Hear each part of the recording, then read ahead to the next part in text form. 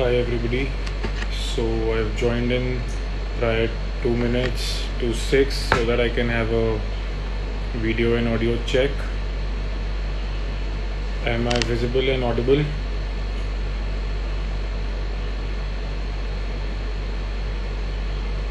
Hi Janvi.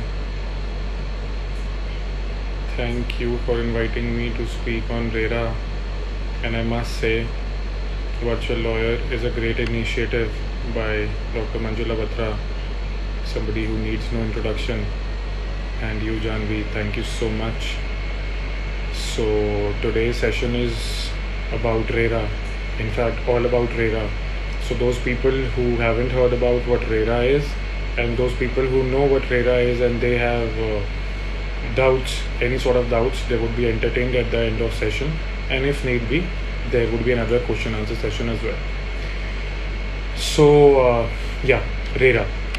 So the legislature had enacted this act which came into force in 2016, and then authorities were set up.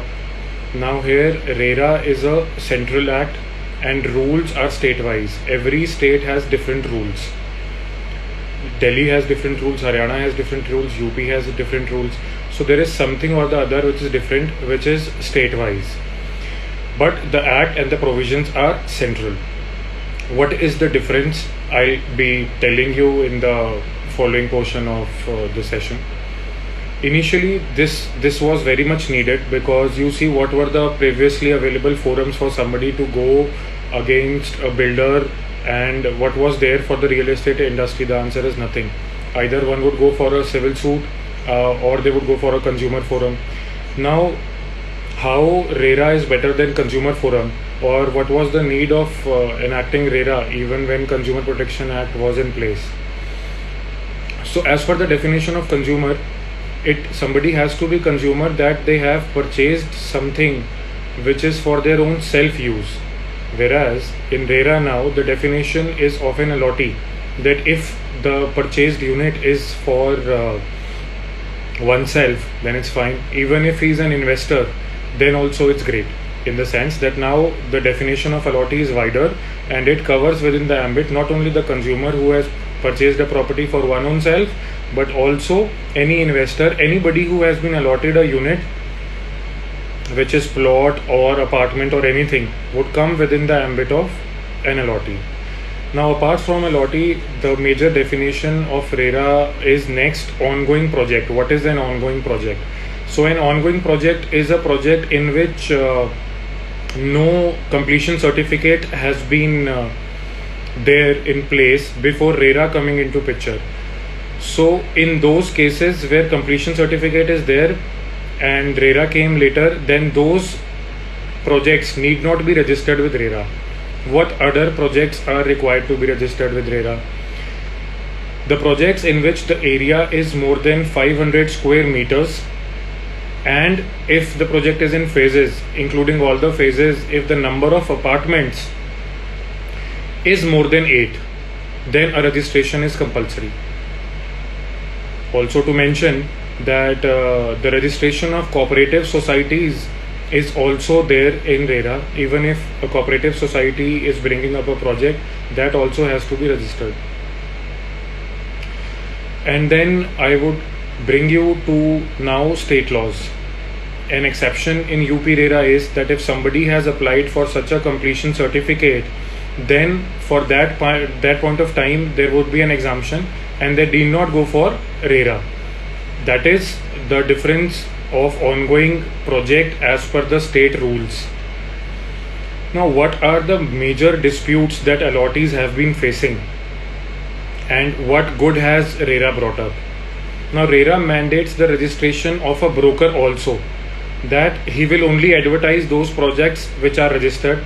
His registration is compulsory, and before he advertises himself also, he has to be registered with RERA, so that you see the people are not deceived.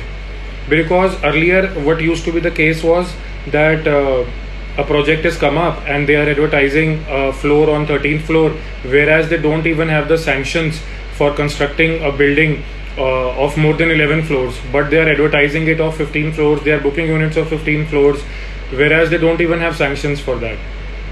Now RERA came up with many rights. Number one, right to information. Now RERA mandates every promoter to upload on their website all the details of the project, that is the sanction plans, the timeline for completion of the project, and the payment plan. So the payment plans are like construction link plan, wherein looking at the construction, the payment has to be paid by the allottee. So for example, if slab of second floor has been done, so then the payment has to be done.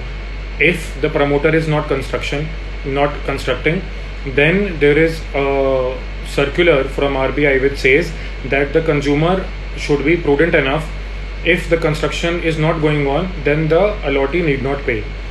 Though what the promoters do is that the promoters would tell you that you are bound to pay as per the agreement, which is not the case.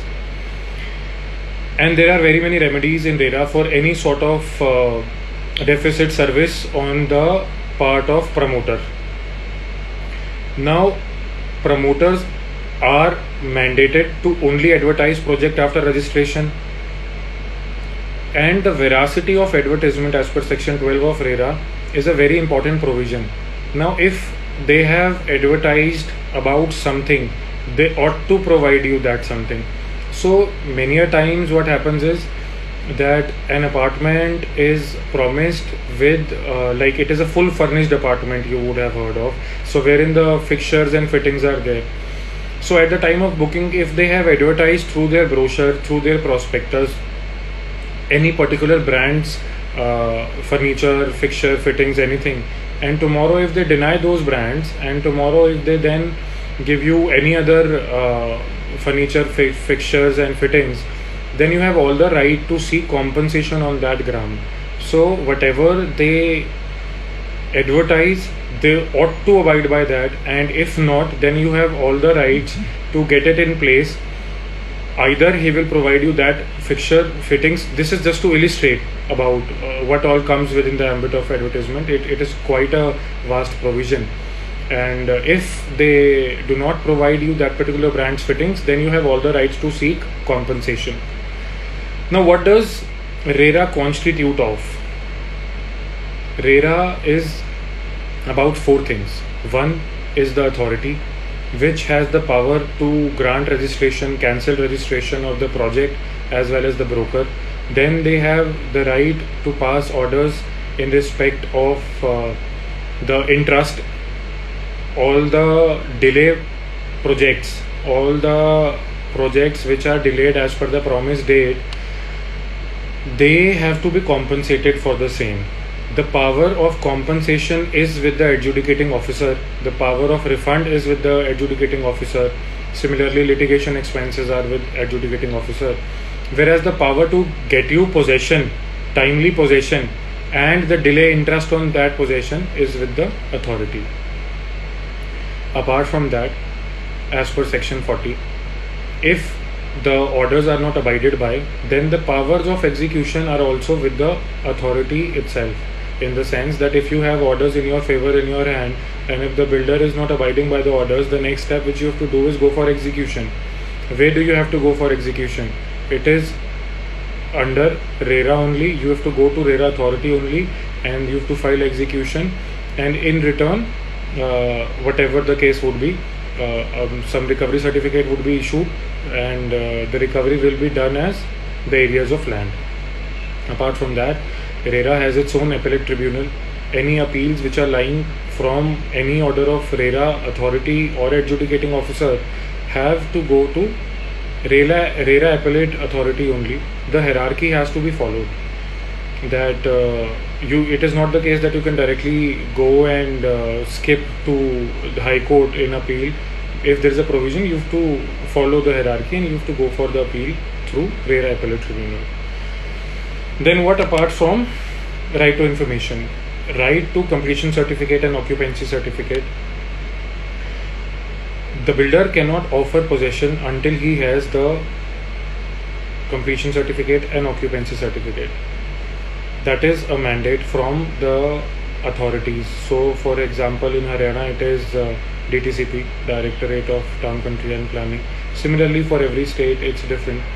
But without these certificates, the builder cannot offer possession, because sometimes what happens is, even after coming of RERA into picture, the builders, they, to deceive, would give offer of possession much earlier on paper, but otherwise, if practically seen, the apartment is not ready for possession. That it is not the case that one would take possession and start living. So, and also it is your right that you can check with the completion certificate and everything, and all these things will also be uploaded on the website of that particular promoter, and also they will also be uploaded on the website of that particular RERA authority, and you can check from there. Then sometimes what happens is that unilateral cancellation is done by the promoter. That if I was allotted a park facing unit, ground floor unit, and then the builder, if tomorrow the price rises, he would unilaterally cancel my unit and allot it to somebody else. Then you see, these all rights are specifically enumerated now in RERA. Under section 11 subclause 5, it has been mentioned that any unilateral cancellation by promoter will be compensated by, and if the builder can cancel the unit is only according to the agreement for sale, which is usually called the builder buyer agreement. If as per the terms of builder buyer agreement the allottee is not paying, and if any of the terms stipulated says that okay, in this condition, if this condition is fulfilled, then the allotment be cancelled. Then as per the allotment it can be then as per the agreement it can be cancelled, otherwise it cannot be cancelled unilaterally. And talking about the agreement for sale, now here another important provision which RERA came up with is that usually the practice has been that before even entering into agreement for sale, RERA has been asking for amount to be paid up by allottees much more than 10%, could be 20, 30, 40, any percentage of the total consideration. Now RERA here mandates that you can only call up for less than 10% of the total sale consideration before signing of agreement for sale. Now it also mandates that the agreement for sale be registered as per section 13. Now even if the agreement for sale is not registered, RERA authorities do adjudicate upon the matters with the disputes which are arising from such agreement for sale or builder buyer agreement. So apart from this, you see, there has been a judgment from Bombay High Court which has been relied by RERA authorities. We often put it and quote it in our pleadings when we approach RERA authorities. So in Nilkamal Realtors versus Union of India, Bombay High Court judgment, it has been enumerated that the builder buyer agreements and agreement for sale are often one-sided agreements. Builders have made standard contracts and the allottee has no option but to sign on the dotted lines. Now you see this position, if you try and search for precedents, assuming that a lot of people are here from legal fraternity, if they would search for such one-sided agreements and precedents on the same, they would majorly find that these judgments, pronouncements by the apex courts have been wherein one of the parties has been government authorities, and the court has said that there is no bargaining power between a government authority and a private authority, and hence if it is one-sided you can contest it. Otherwise, what does the general law of contract says? It is that you see, whatever we've signed in the contract, it is binding. That is the whole purpose of signing a contract. But now in Nilkamal judgment also, Central Inland judgment has been relied, which is a very famous landmark judgment, that on one-sided agreements and the bargaining power of one of the parties. So in the builder-buyer relationship, in builder-buyer disputes, and where both the parties are private parties, this came up in Nilkamal Realtors versus Union of India, 2017, Bombay High Court. Now this judgment also further goes on to say that if everybody would seek refund, there is a right to refund, which I will further elaborate. Because I was talking about Nilkamal judgment, I thought of covering the another aspect which was there in the Nilkamal judgment. It says that it is not going to be the case that the RERA authorities will give refund to every matter that comes up to them, because RERA is set up not only for the allottees. It is the misconception that it is set up only for allottees. The rights go hand in hand, and Nilkamal judgment said that where the project is near to completion, it is very near to completion, that in order to promote the real estate industry, it should not be the case that in every case refund be allowed. Then otherwise, what would be the case of economy and everything? It would further add on to the slowdown. So now here they said that the RERA authorities will use their prudence and then see that refund be granted or not. If the project is nearer to completion, then refund be not granted. That was all about Nilkamal judgment, the two major aspects covered therein. Then the next thing is breach of sale of agreement. If there is any breach as per the agreement for sale, then you can approach RERA authorities under section 18(3). So there are several rights. As I said, veracity of advertisement is there in section 12. Similarly, there are many rights. But if there is no specific provision in RERA, then still this section has a wider interpretation, and it says anything which is mentioned in the act or in the agreement for sale, and any breach of such agreement for sale, you can knock the doors of RERA. Now the title of the land is sometimes disputed. That sometimes there are joint development agreements, and it comes out to picture to the allottees at a very later stage that the land is disputed. In such cases also, the allottees will be compensated for the loss of defective title as per section 18 subclause 2. Now their right to interest. Now wherever there is a delay, for example, if I book the unit in X project of Y builder, and if it is mentioned that from the signing of this date of agreement, I'll be given possession within 36 months. And if I don't get possession in 36 months from the date of signing of agreement, RERA says that for every month of delay, you will be getting prescribed rate of interest from the due date of possession till possession. Because obviously, if you paid a huge amount, and if the project is near to completion and you will not be allowed refund, then you will be getting interest. And the interest here is regulated by the rules, state rules. Now you see what is the prescribed rate of interest. It is the marginal cost of lending rate of SBI. That is the current lending rate of SBI. It is plus 1% MCLR plus 1 in Haryana. Sorry, MCLR plus 1 in UP, MCLR plus 2 in Haryana. And similarly differs from state to state. That what is the rate of interest be going to be? It is as per the state rules specifically, and for every month of delay you will be given prescribed rate of interest. Now here, getting interest does not bar you from filing another complaint in front of the adjudicating officer. He has the power to provide compensation. What are the general grounds of compensation?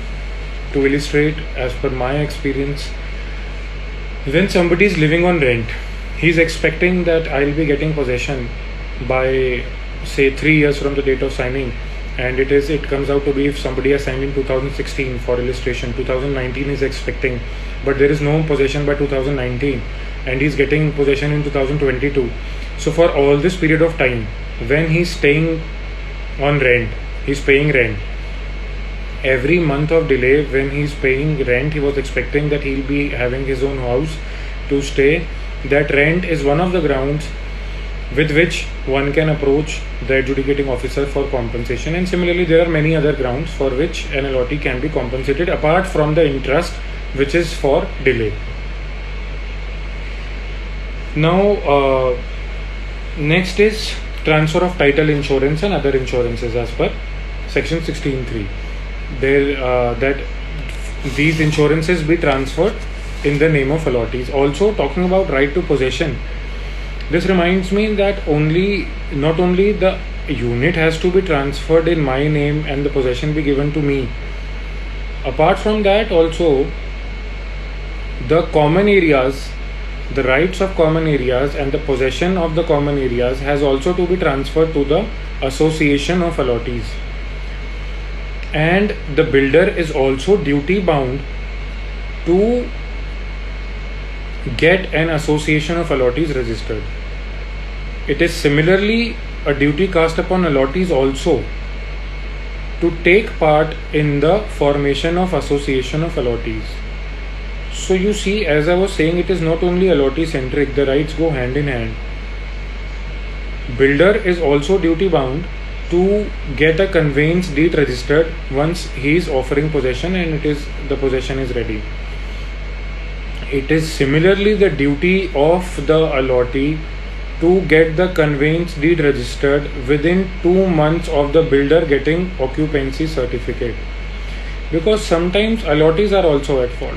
Allottees will also evade the registration of conveyance deed to evade the stamp duty which they will have to pay to get the conveyance deed registered.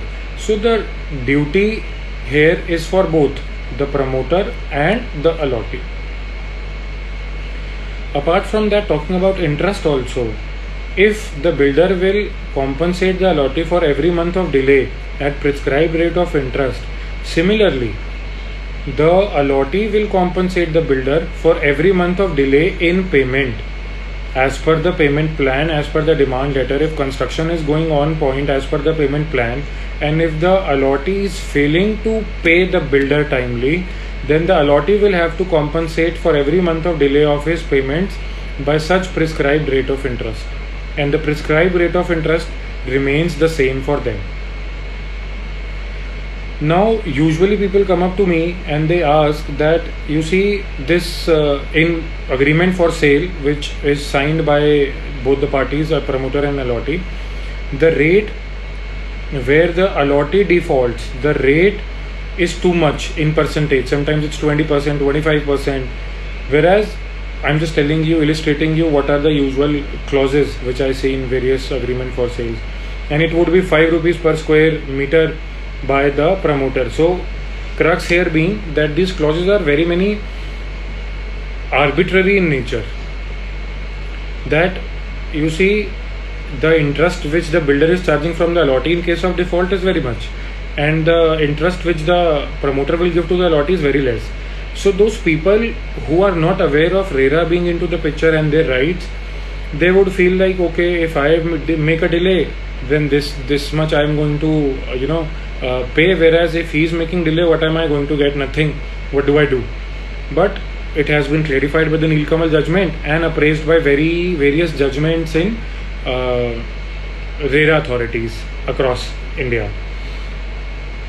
Now this right to execution of conveyance deed is there. Now apart from that comes the right to transfer to third parties. So as per section 15, there cannot be any transfer to third parties of the rights.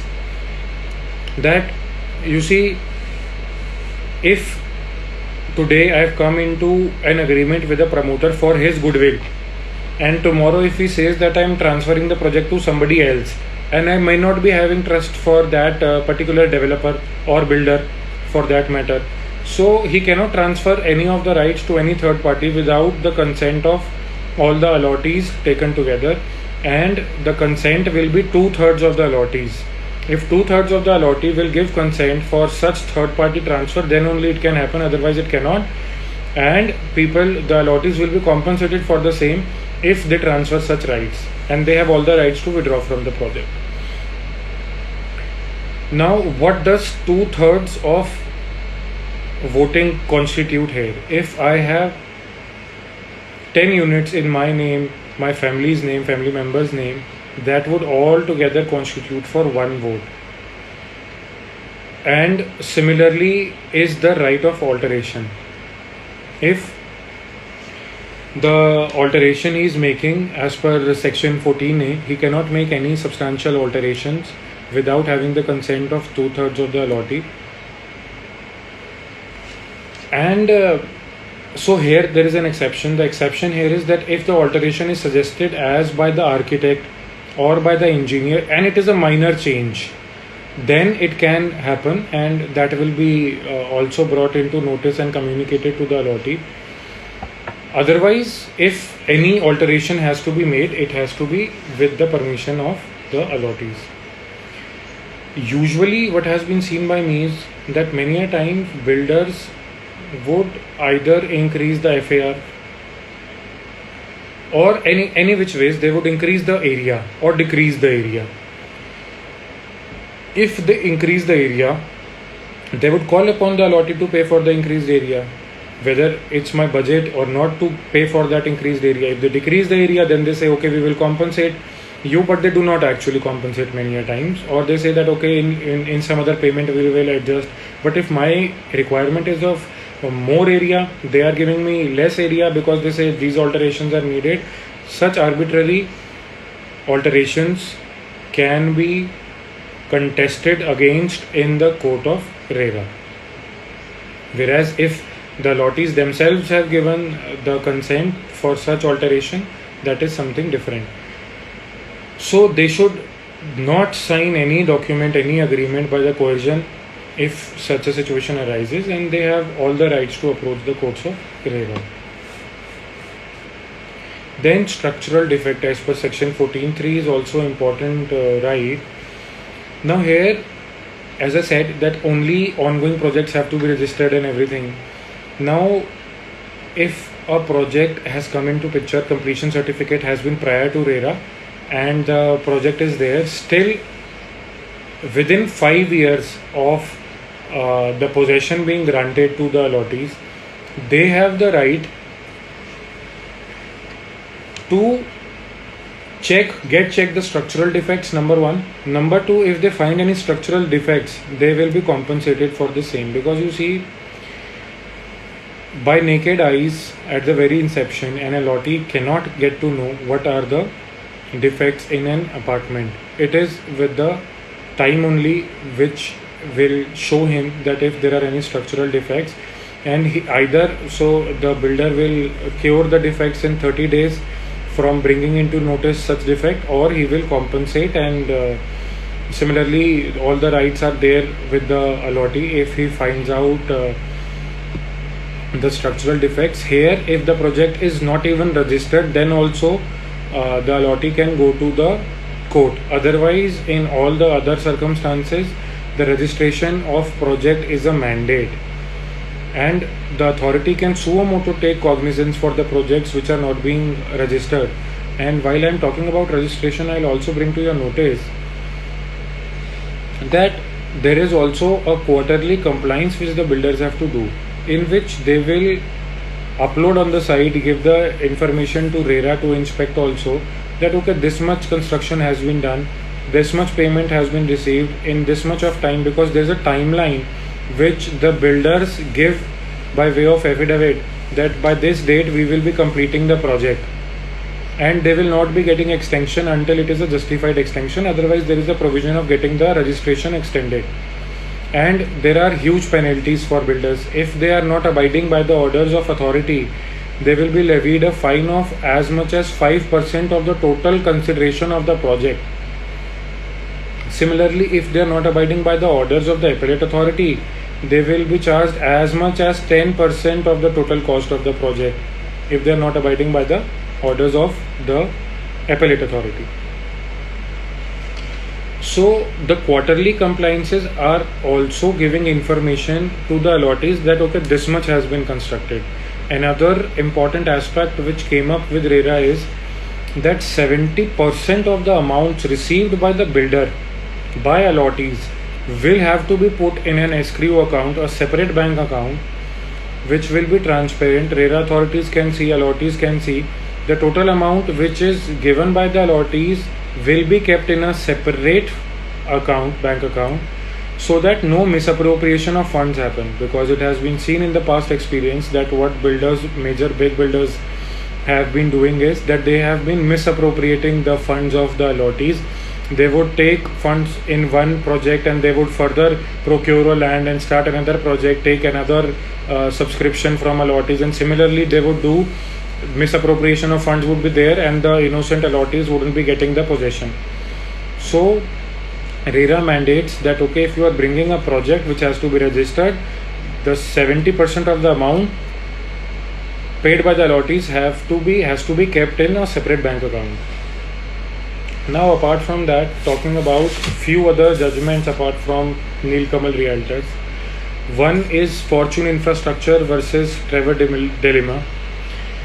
In this case, what has happened was there was no possession clause as to by what time the possession will be given to the allottees. So here the courts held that the reasonable time is going to be 3 years.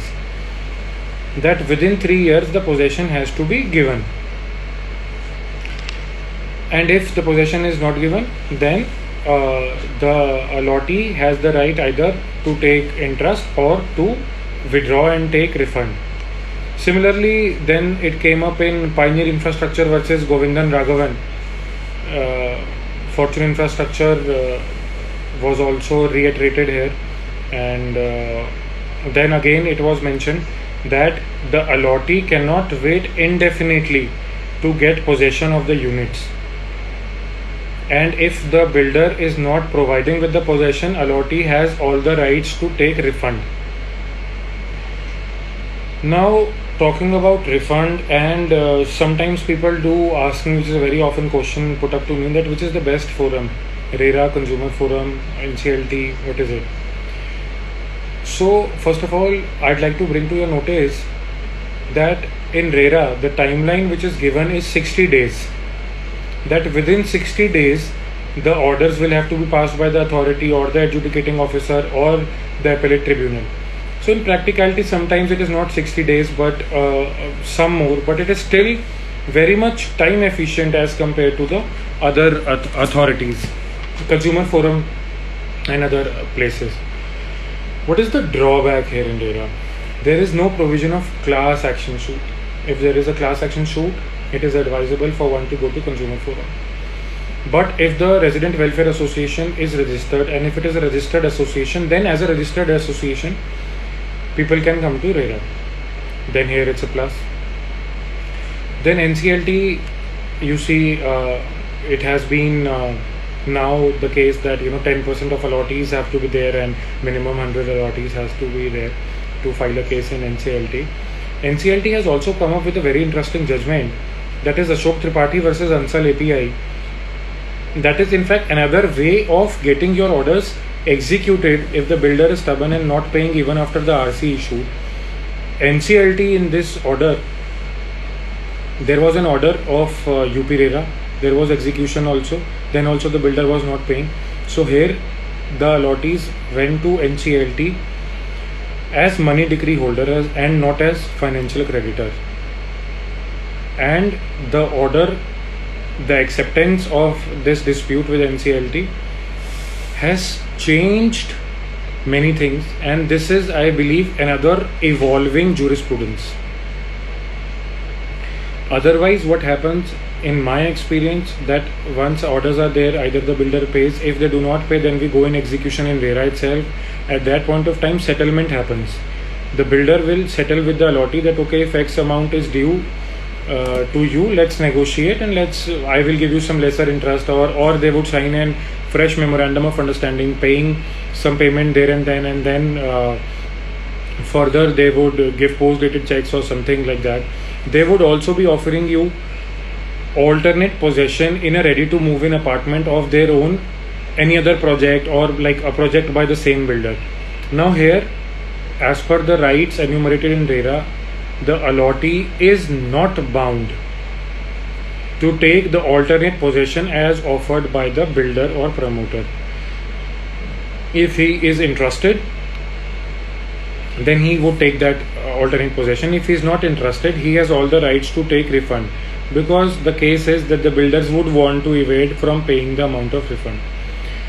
Then in execution, if the builder doesn't abide by the orders even after the execution, then the authority issues a recovery certificate, which is sent to the district collector for recovery, and then because they have many such orders and everything, they would timely attach the property of the promoter, seize their bank accounts and give the allottees the amount due to them. Another important query which I seek to answer on this platform is, people say that there was an arbitration clause.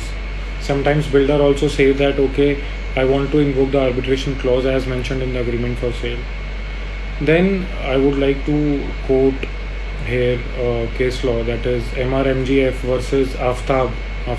In this case in 2019, the Supreme Court, this was a case which went from NCDRC.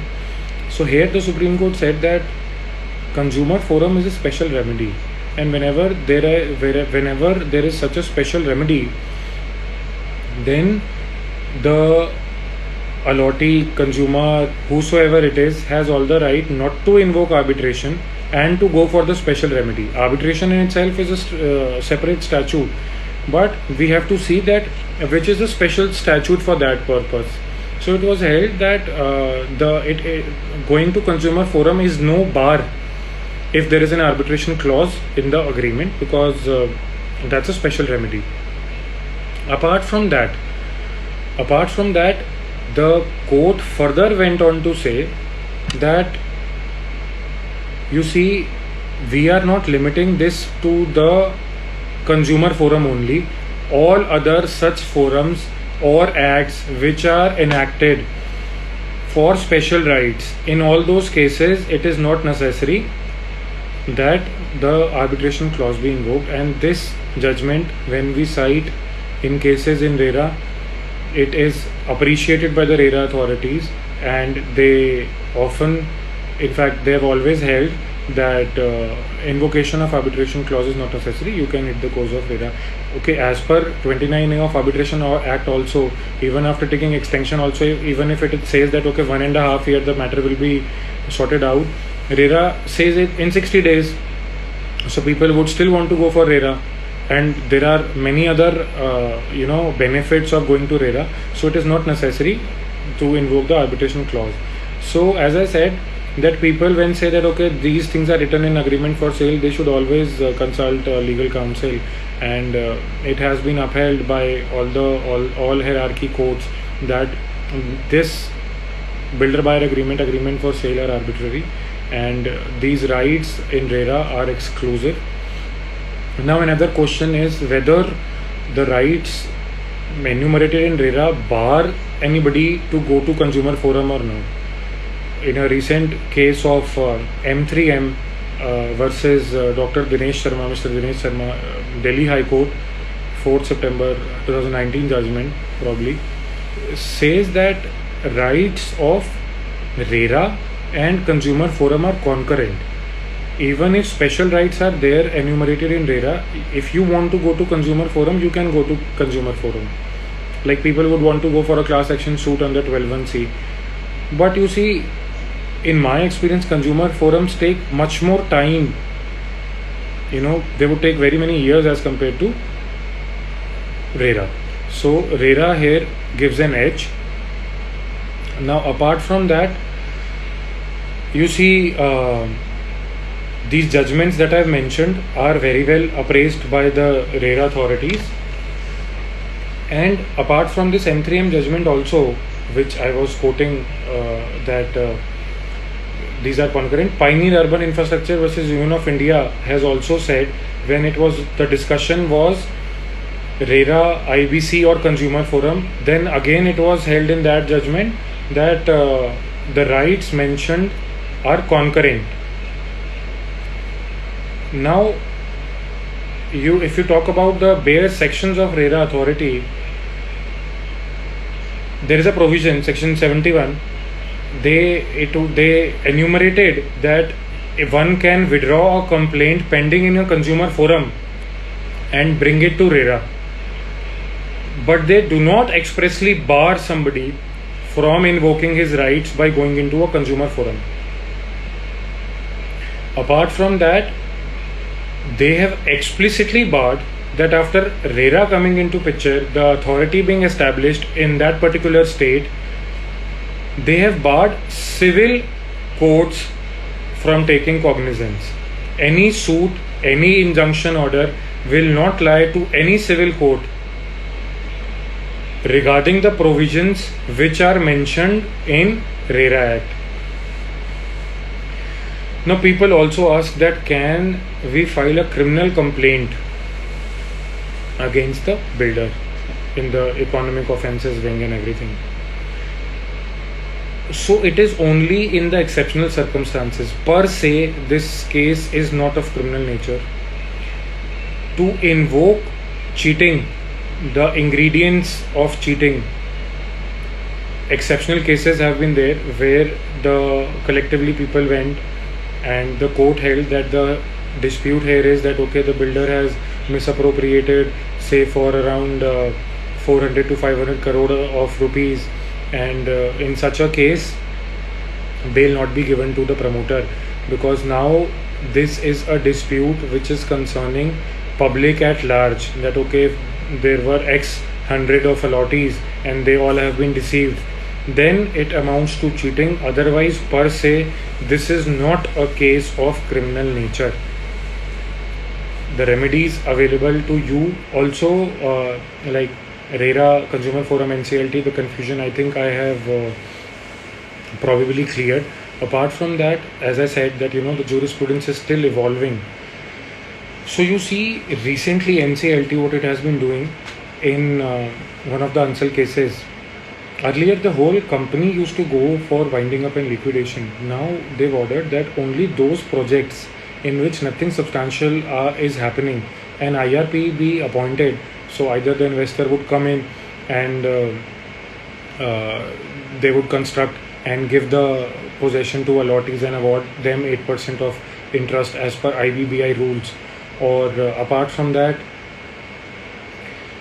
now the jurisprudence which is evolving here is that only those projects will be going in liquidation which are defaulting and not the whole company. If the other projects are going well, allottees are paying on time, the project construction is going on, and the court foresees that the construction will be completed timely and the possession will be given to the allottees timely, then why to take whole of the company into liquidation? Only those projects will be going which are getting disputed, and then if the project has to be scrapped off, then the refund will be awarded to all those allottees.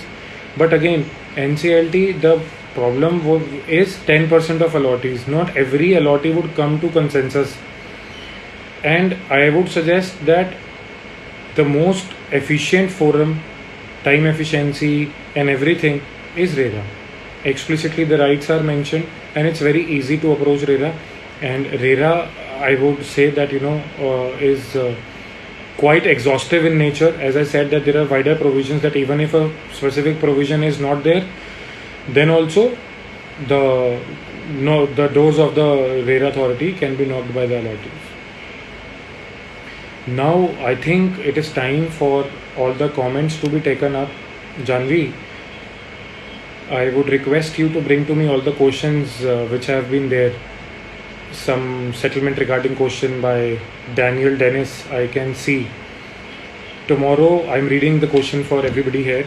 Tomorrow, let's say builder is defaulter and is not in contact for long time. How will there be a settlement? So the answer is that it is not necessary that a settlement has to be there. And if the builder is not coming into picture, then ex parte decisions can also be done by RERA authorities, and the court will proceed ex parte, and the decisions would be there, and that can be executed. Recovery certificate can be issued, and the allottee will be getting his money.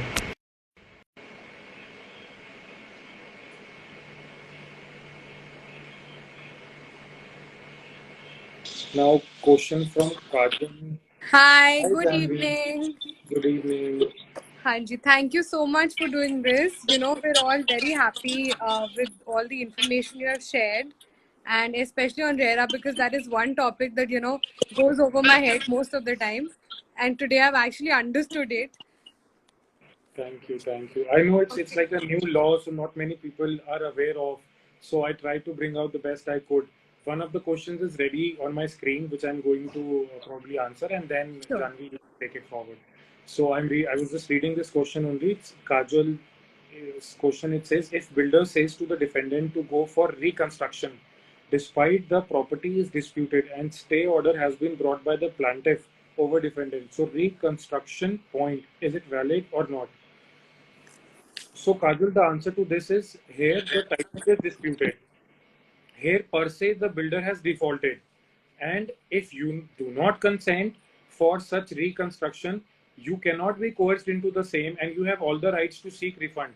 Because the first thing which he has to do, the builder promoter has to do, is to tell that the land is free from any encumbrances, and he has to prove that he has all the rights on the land which he is constructing. If it is a joint development agreement, then he would say that, okay, this is the landowner, I am the developer, this is the rights agreement, that okay, 60%, 40%, whatever, and then the agreement for sale. And if there is a stay order on the property by the court, I would say that, why would this all be happening? I have pleaded such other cases in various area authority. This is a very common issue. So I always say that, this would not even come into the clause of force majeure if you've mentioned in the contract, because if from the very inception the title wasn't disputed as advertised by you, then this situation wouldn't have arisen. So the stay period time, the interest will also be accrued, and you will be paid the delay interest for the time when the builder has not been constructing because of the stay. That is your right as per RERA. I hope the answer suffices, Kajal. Janvi, over to you. Yeah, I have a follow-up question to this. My question is that when you talk of force majeure, so does that come as an exception to the breach of agreement as per the RERA Act, or will it not come as an exception?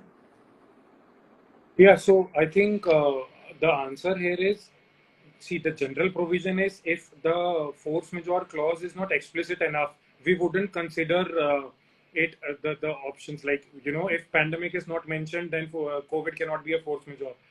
But you see, if like a case I had argued like 2 days back only in a RERA authority, so there the case was that they had mentioned in their force majeure clause that if any court orders are there, that would also amount to force majeure. So if you are writing anything and everything, RERA would, easily appraise the Nilkamal judgment and everything, that these builder buyer agreements are one-sided, and this does not amount to force majeure. Okay. Okay. So a little bit about the hierarchy of courts can approach or can be approached in case we have a RERA matter. See, the hierarchy is very simple. As I said, if you are seeking to go for possession, you will file the complaint to the authority that, okay, my possession was expected on such a date, that has been delayed. So I want the possession. So for possession and for the delay interest, usually the authorities would order that, okay, in 90 days, the interest accrued till date will be awarded. And then every month, they would say that, okay, before 10th of every English calendar, you pay interest, prescribed rate of interest for delay.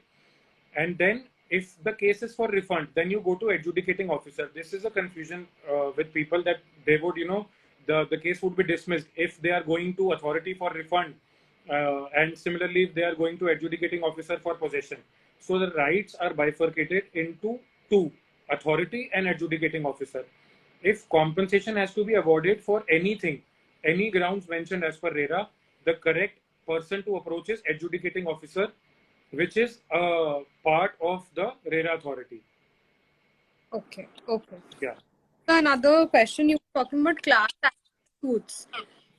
So in India, I mean, class action suits are like a thing in the US, but in India, I mean, the law is still, evolving. So what in terms of RERA, do you think that they have evolved in terms of the law regarding class action suits, or do you think it's still very new and it's going to take some time?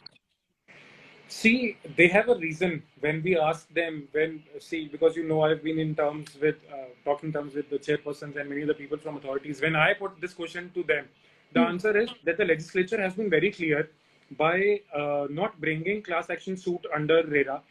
Why? Because every contract is signed on a different date, and then every contract will, the consideration will be different. If we bring in a class action suit, how will we be awarding interest? Because the interest is on the amount paid. Every unit is different in terms of the consideration. So, some units would have included preferential location charge, some would have not.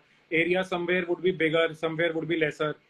So here, when the consideration is different, then the timeline is different, so the contract signing date is different. So how will we giving general orders as to interest and everything? So they say that it's better that there is no class action suit. Whereas if the association comes, the registered association, then they say they would illustrate one case, and as they would take up one case and then they would give general orders. Otherwise, they say it is always advisable that every unit be taken up separately. Similarly, even if you say, even if we go in 12(1)(c) to consumer forums, they would take a lot of time to scrutinize that whether it is the same cause of action or not, and same relief has been sought or not. If there is any discrepancy as to the cause of action or relief being sought, the case will be dismissed in consumer forum also. It is not easy to get your case admitted as class action suit in consumer forums also. Okay. Okay. Another question, sir, is if tomorrow the builder is a defaulter and there has been a lack of communication or a loss of communication and contact, then how can you even think of having? Where will you go for a settlement?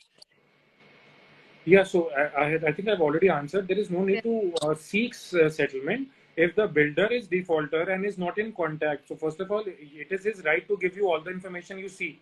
If he is not, if he's been a defaulter, if you are seeking refund or if you are seeking possession plus interest, you go to RERA.